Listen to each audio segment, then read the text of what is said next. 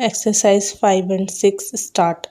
The 6-lane corridor project has attracted a lot of comment and some cynicism. Some have called it a dream, adding that dreams are not supposed to materialize into reality. I beg to differ. And yes, it is a dream, a 7,000-kilometer 6-lane corridor linking Silchar in the northeast to Saurashtra in the west and Kashmir to Kanyakumari is a magnificent dream, a dream for India. If you don't dream, how will your dreams come true? Questions have been raised about the financing involving 28,000 crore of rupees for a nation that saves more than 300,000 crore rupee per year, a country that imports nearly 28,000 crores worth gold, largely for savings, has ample resources for several projects of this scale and dimension. The north-south east-west corridor, when completed, will save 15,000 crore rupees a year just by way of petroleum products saved and a like amount in wear and tear of vehicles and life and limb of drivers, not taking into account the time saved and efficiency achieved in transportation of goods.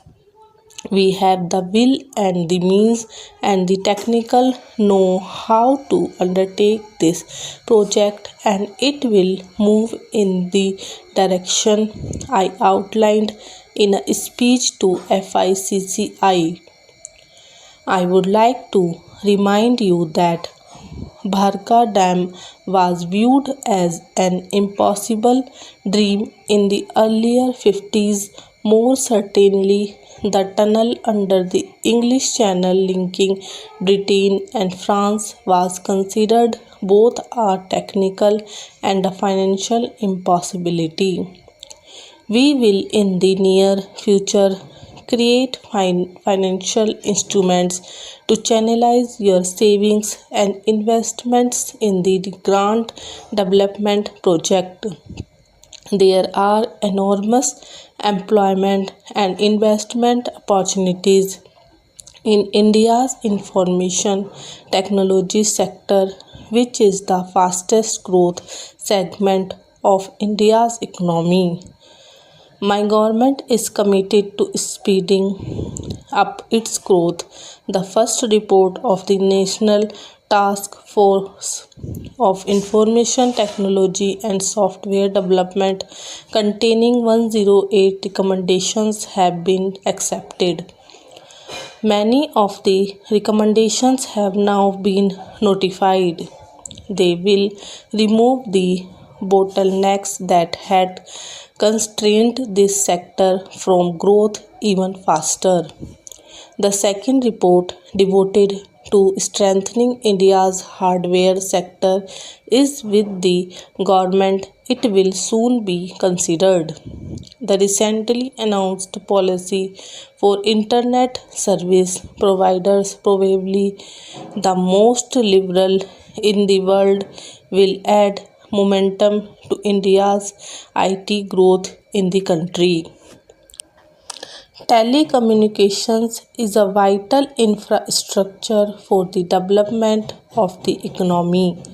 We have taken a series of measures to open this sector for private investment and provide a level playing field.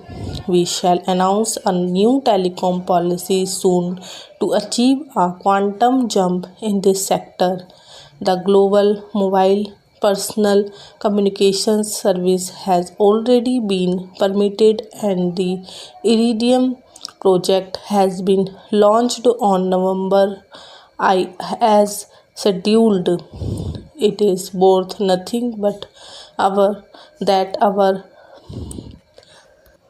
out of 4,000 crore of rupees foreign direct investment inflow in the telecom since 1991, almost 50% has come during this year. This is an indication of the immense investment opportunities and the improving investment climate in this sector. Government has often been criticized, and rightly so, for being long on policy pronouncements and short on implementation. We shall endeavour to correct this imbalance. Time-bound implementation of all decisions shall be demanded and obtained. Government shall enforce accountability for laxity and delay. Effective inter-ministerial coordination shall be ensured so that important policies are quickly translated into action. You shall not find us waiting in this regard. The substantiality of economic reforms is crucially dependent on equitable distribution of the benefits of growth. We have no doubt that we have to cut through the volumes of complex regulations which we have accumulated over the last 50 years, reduce political and administrative interference, and allow the innate entrepreneurial abilities of the Indian people to flower. The need for a leaner and more efficient bureaucracy, curtailment of government expenditure, a transparent and targeted subsidy regime, and commercial viable public sector can not be overlooked. We recognized that increased competition brings in greater efficiency, lower cost of production, and provides more and better goods and services to consumers. However, the government also appreciates that a more market oriented and less regulatory regime does not imply an abdication by the state of its responsibility towards the poor and disadvantaged. Our policies and programs will adequately reflect both these crucial concerns. Substantiality of reforms in any country is also critically linked to the popular support base of such reforms. The support base would be fast eroded if reforms fail to deliver broad-based employment generating growth and make a perceptible dent on poverty. In this context, I am happy to say that reforms in India have indeed been successful not only in preserving this popular support base but in strengthening it further.